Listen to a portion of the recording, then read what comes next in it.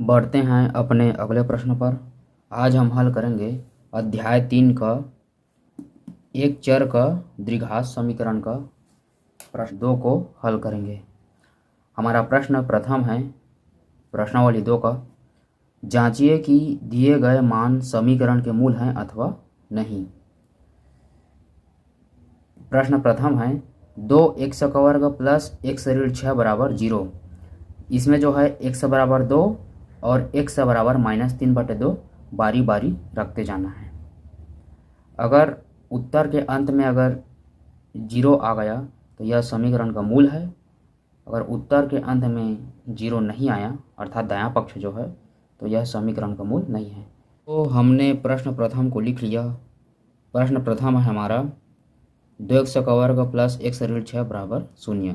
यह जो है बायां पक्ष है, यह दायां पक्ष है और बारी बारी से हमको x का मान रखना है, इन दोनों का मान। तो सबसे पहले बाएं पक्ष में x बराबर 2 रखने पर, और इस बाएं पक्ष को हमने लिख लिया। अब चलिए x के जगह पर 2 का मान रख देंगे, तो यह 2 का 2 हो गया।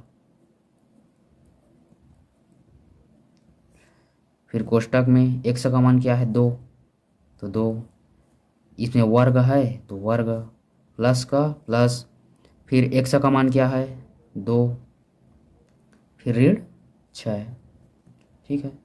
फिर नीचे 2 का 2, कोष्टक मतलब क्या होता है गुणा, 2 का वर्ग क्या होता है 4, 2 दूने 4, 2 को 2 बार लिखेंगे फिर गुणा करेंगे तो 4, प्लस का प्लस, फिर 2 का 2, ऋण 6 का ऋण 6, फिर इन दोनों का गुणा कर देते हैं, 4 दूनी 8, प्लस, अब देखो यहाँ पर ऋण 6 और धन 2 घट जाएगा तो क्या बचेगा, ऋण 4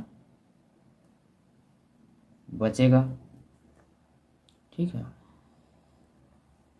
क्योंकि ऋण 6 में धन 2 घटा तो क्या बचा, ऋण 4 बचा, क्योंकि बड़े वाले संख्या का निशान को लेते हैं, ठीक है। तो इसका निशान ले लिए, फिर 8 में से 4 गया 4। देखिए हमारा दायां पक्ष जो है शून्य नहीं आया, तो हम लिख सकते हैं, यहाँ पर लिख लेते हैं, बायां पक्ष बराबर नहीं है दायां पक्ष के। और इसको ऐसे भी लिख सकते हैं कि अतः x बराबर 2 जो मान रखे हैं, x बराबर 2 समीकरण के मूल नहीं है, समीकरण का मूल नहीं है, ऐसे लिख सकते हैं। अब देखिए हमने x बराबर 2 का मान रख लिया।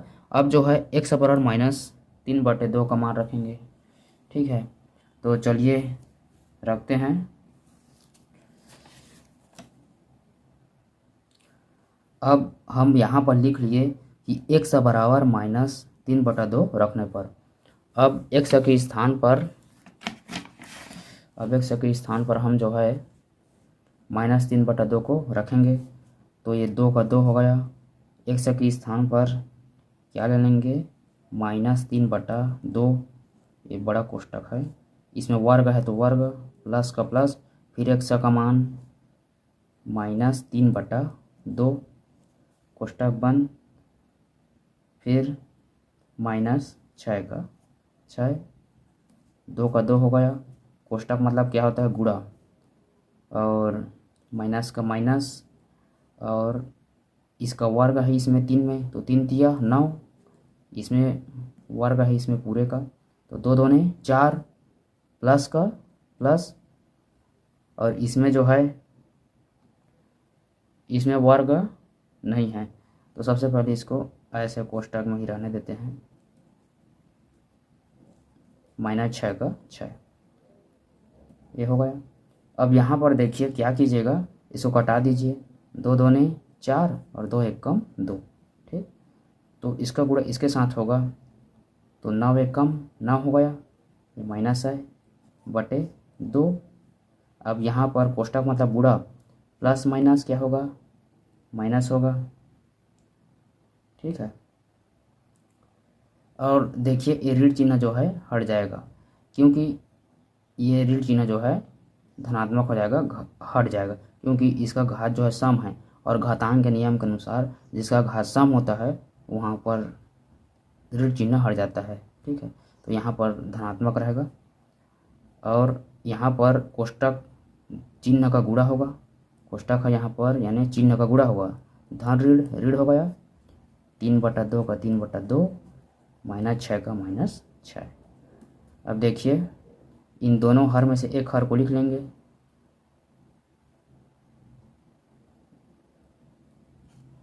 ठीक, और ये हो गया -6।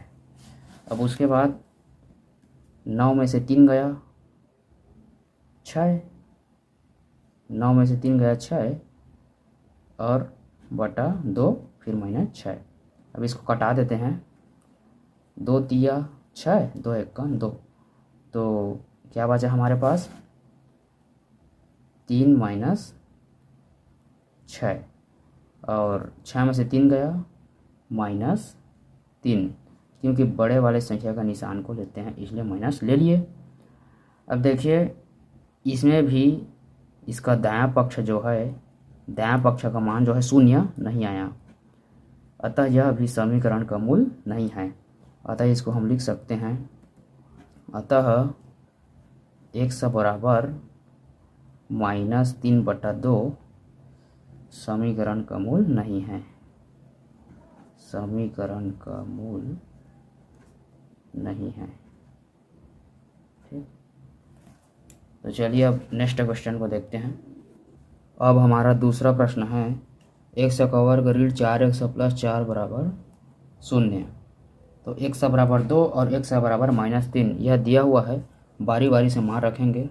तो सबसे पहले x बराबर 2 रखने पर, तो x के स्थान पर क्या आ जाएगा 2, इसमें वर्ग है तो वर्ग, ऋण का ऋण, 4 का 4, x का मान क्या है 2, इसके साथ गुणा होगा +4। अब इसको हल करेंगे, 2 का वर्ग क्या होगा 4, ऋण 4 दूनी 8, फिर +4 का +4।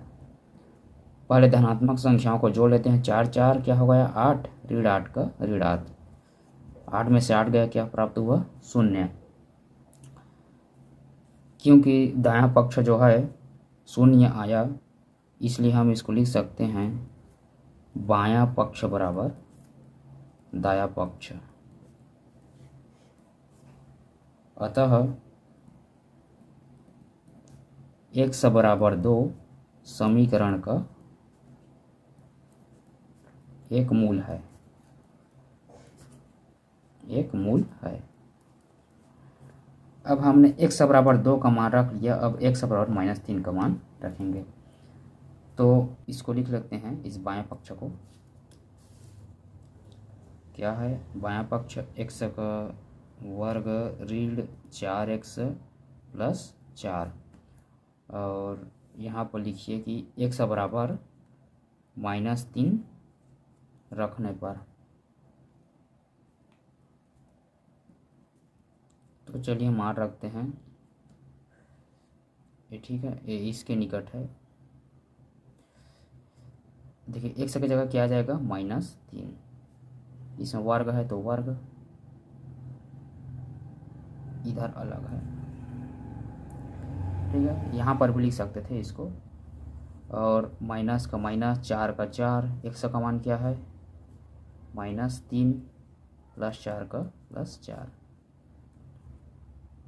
इसमें घात सम है इसलिए ऋण जो है हट जाएगा, और 3 का वर्ग क्या होगा 9, 3 तिया 9, और यहाँ पर -4 का -4, कोष्टक मतलब गुणा, फिर -3 फिर +4, 9 का 9 आ जाएगा, और ऋण क्या होगा गुणा होगा तो धन हो जाएगा, और 4 तिया 12, और +4 का +4, इन सभी को जोड़ेंगे तो 12 4 कितना हो गया, 12 4 क्या हो गया 16 हो गया, और 16 और 9 जोड़ेंगे तो 25 प्राप्त होगा।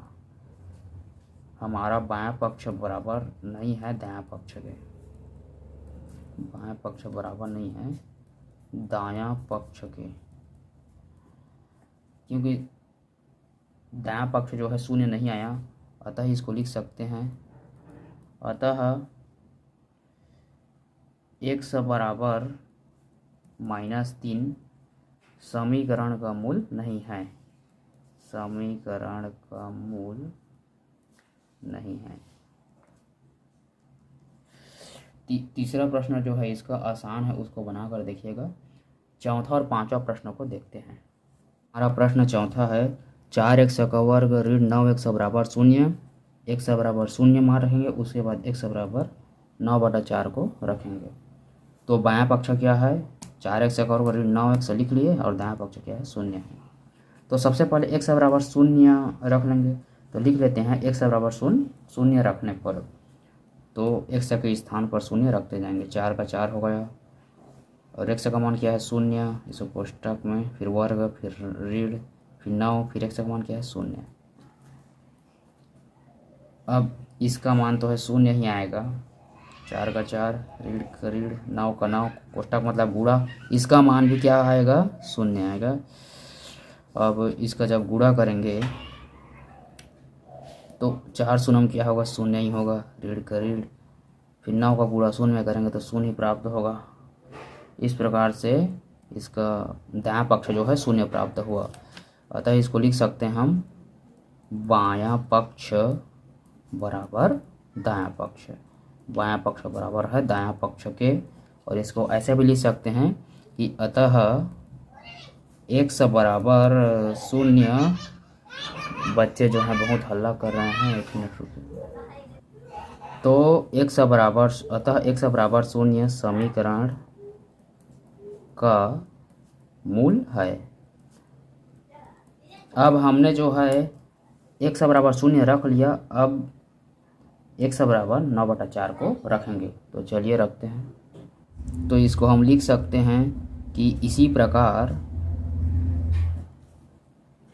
x बराबर 9/4 रखने पर, ठीक है, 9/4 रखने पर, तो हमारा बायां पक्ष क्या है, इसको पहले यहाँ पर लिख लेते हैं, मान रखने में आसानी होता है। 4x का वर्ग ऋण 9x, यह जो है बायां पक्ष है। अब हम जो है x के जगह में 9/4 का मान रखेंगे, तो 4 का 4 हो गया, कोष्टक में ले लेंगे, बड़ा कोष्टक में, x का मान क्या है 9/4, तो 9/4, इसमें वर्ग है तो वर्ग, ऋण का ऋण, 9 का 9, फिर x का मान रख दीजिए 9/4, ठीक, कोष्टक बंद। अब इसको हल करते हैं, यह जो होगा 4 का 4 हो गया, और कोष्टक मतलब होता है गुणा, और 9 कितना है 2 है, तो 2 लिख लिए, और ये जो है ये भी 2 है, ऋण, फिर 9, फिर गुणे 9/4, कोष्टक मतलब गुणा। अब यहाँ पर देखिए 1 4 से ये 4 गया, तो क्या क्या बचा 9 गुणे 9, फिर 9, फिर ऋण का ऋण, और इसका यहाँ अंश में गुणा कर देते हैं, तो ये क्या हो गया 9 9 81, और ये जो है 4 का 4, सॉरी ये जो है 4 है, यहाँ पर मैंने 9 लिख दिया था, और 9 9 क्या होगा 81, और 4 का 4, ठीक है, यहाँ से आया है, ऋण का ऋण, फिर 81/4, 81/4, और देखिए दोनों जो है आपस में घट गए, और क्या प्राप्त हुआ 0। तो हम इसको लिख सकते हैं कि बायां पक्ष बराबर दायां पक्ष, और इसको ऐसे भी लिख सकते हैं कि अतः x बराबर 9/4 समीकरण का मूल है, ठीक है। यह हो गया हमारा चौथा प्रश्न।